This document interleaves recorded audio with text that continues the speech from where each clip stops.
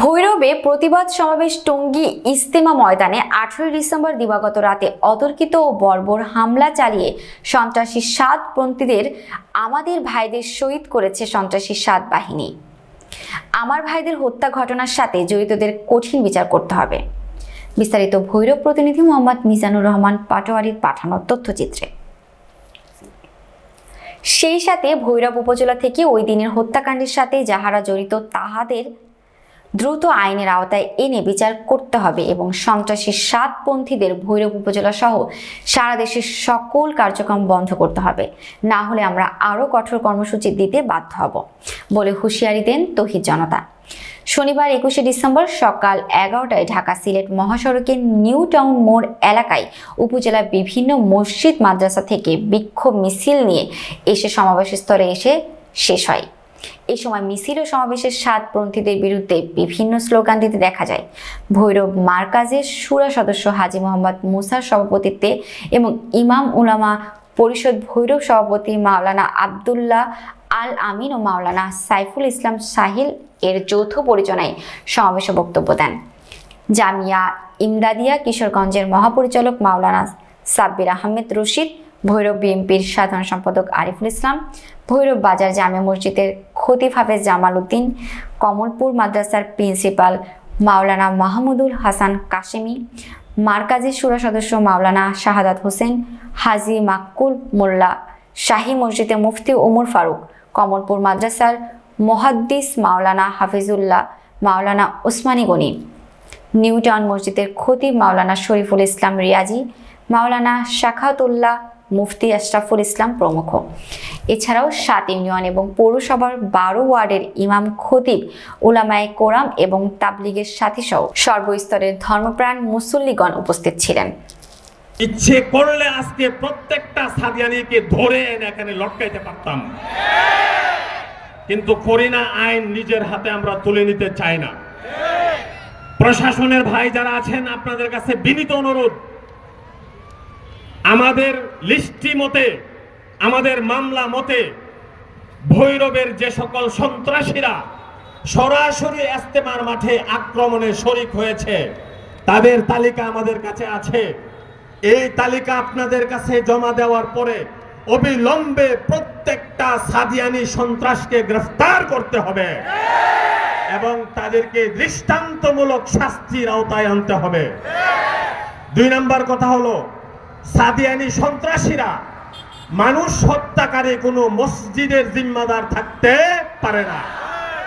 কোনো হত্যাকারী সন্ত্রাসী, তাও ঘুমন্ত তাহাজ্জুদরত আল্লাহর ওলি যারা দ্বীনের দাওয়াতে ব্যস্ত, এমন আল্লাহর ওলিদেরকে যারা হত্যা করেছে, তাদেরকে যারা আহত করেছে, ভৈরবের কোনো মসজিদে তাদেরকে অবস্থান করতে দেওয়া হবে না। এবং সর্বশেষ, ভৈরব সহ সারা বাংলাদেশে এই সাদিয়ানি সন্ত্রাসীদের দাওয়াতি কার্যক্রম বন্ধ ঘোষণা করার জন্য বর্তমান তত্ত্বাবধায়ক সরকারের কাছে বিনীত। এরকম একটা দুইটা সাত না, কয়েক হাজার সাত মিললে এই অগ্রগতিকে বিন্দুমাত্র প্রদর্শিত করতে পারবে।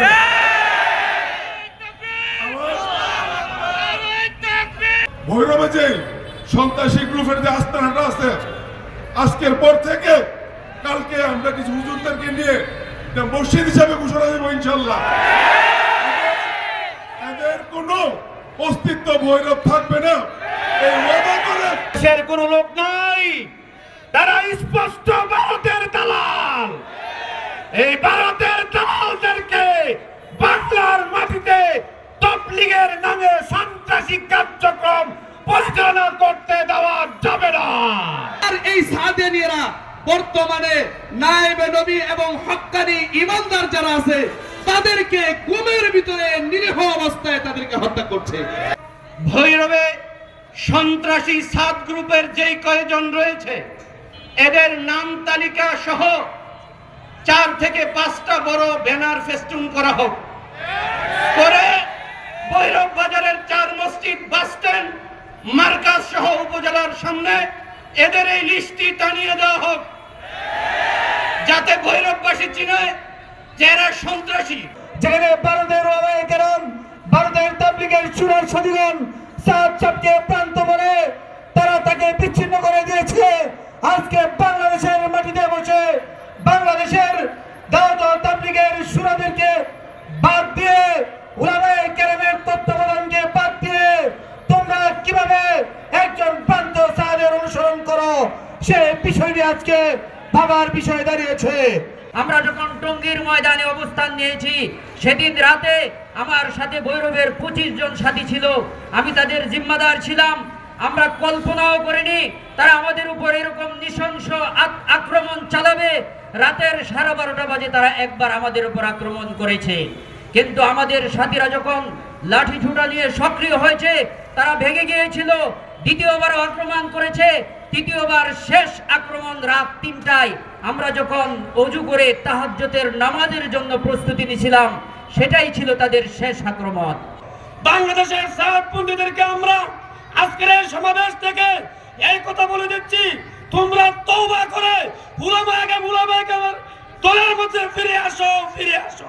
ভারতের এক ইসরায়েলের দালাল মৌলানা সাদ নামে এক কুলাঙ্গার, এই সাদ এই তাবলীগের মধ্যে ইসরায়েলের এজেন্ডা এবং ভারতের মোদির এজেন্ডা বাস্তবায়ন করার জন্য বর্তমানে বাংলাদেশ সহ সারা বিশ্বে এক বিরাট বিভ্রান্তির সৃষ্টি করেছে, হত্যাকাণ্ড চালিয়েছে।